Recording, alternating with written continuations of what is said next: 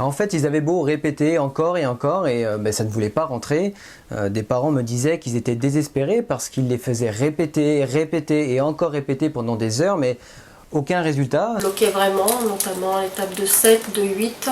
Et il y avait même certains parents qui avaient acheté un jeu de cartes avec d'un côté la multiplication et de l'autre le résultat, mais finalement c'était juste une façon déguisée de faire répéter encore les tables sans utiliser une véritable stratégie de mémorisation. Moi, ma méthode c'était La calculette. le rabâchage, la calculette, ou sinon c'était la méthode école primaire 2000, sur le cahier de brouillon.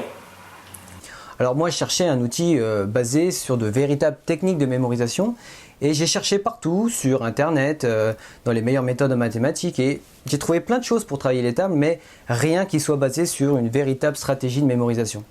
Alors tout ce que j'ai trouvé variait sur la forme mais sur le fond on retrouvait à chaque fois la répétition comme seul moyen pour mémoriser. Alors pour certains, le seul fait de répéter ça suffit parce qu'ils vont faire de manière inconsciente des associations d'images auditives ou verbales, c'est-à-dire que s'ils entendent 3 x 7, ils vont entendre mentalement le résultat 21 de manière automatique. Mais pour tous les autres, ceux pour qui la répétition ne fonctionne pas, et ils sont très nombreux, je n'ai trouvé aucun outil de remédiation qui tienne la route. Et puis je me suis souvenu d'une émission de télévision sur les championnats du monde de mémorisation, un truc assez incroyable, avec des participants qui arrivaient à mémoriser des centaines de chiffres en quelques minutes seulement, et des vrais athlètes de la mémoire quoi. Et là je me suis dit, il y a quelque chose à creuser. Et j'ai découvert qu'il ne s'agissait pas de surhommes ou capacités extraordinaires, mais juste des gens entraînés qui avaient recours à des techniques mentales toutes simples, grâce auxquelles ils pouvaient comme ça décupler toutes leurs capacités de mémorisation. En fait, ils utilisent une technique toute simple que tout le monde peut utiliser très facilement. Et j'ai commencé à adapter cette technique de visualisation mentale pour aider les élèves à mémoriser les tables de multiplication. Parce que ça, dans les classes ou à la maison, c'est vraiment un cauchemar chez tout le monde. Donc j'ai créé des petits personnages et des objets pour chaque chiffre. Et puis pour chaque multiplication, j'ai créé des associations avec une histoire. C'était comme ça. Le 7, c'est un plongeoir. Et le 9, c'est un plongeur. Et le égal, il est fait en forme de vague.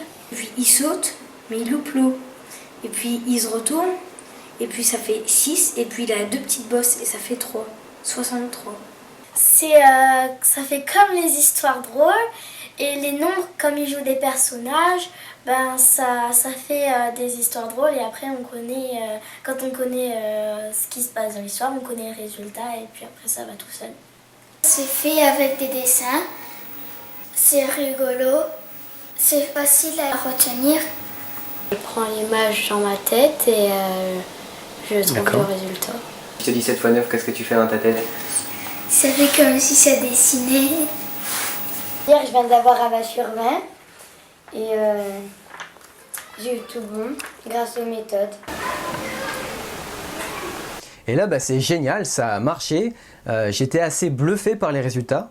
Des enfants pour qui c'était un calvaire, qui se mettent enfin à prendre plaisir en classe. Et je les voyais qui se dépêchaient d'écrire le bon résultat sur leur ardoise parce qu'ils étaient sûrs d'eux. Ils voyaient mentalement le bon résultat. On voyait que ça venait tout de suite parce qu'il avait l'image dans la tête et donc tout de suite le résultat venait. Et là, c'est vrai quand il raconte les petites histoires, et bon là il a rajouté issu, il a peur, il est au bord de l'eau, la piscine, etc. Mais Mehdi, c'est avec lui que ça a été le plus simple. C'est vrai que c'est le côté pas rébarbatif. Une fois, maman elle était en train de faire ses comptes et elle se disait « Zut, 7 x 9, ça fait combien déjà ?» Et moi je suis arrivée et j'ai fait « 63 !» Elle a fait « Merci !» Et puis en fait à chaque fois, je lui racontais les histoires que j'apprenais.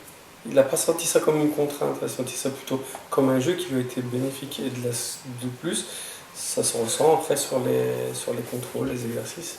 Donc j'ai continué à travailler là-dessus pour pouvoir partager ça, le diffuser dans mon académie. Et puis, surtout, j'ai essayé de synthétiser les clés de cette méthode, les éléments qui font que ça fonctionne, pour pouvoir ensuite l'adapter à d'autres domaines que juste les tables de multiplication.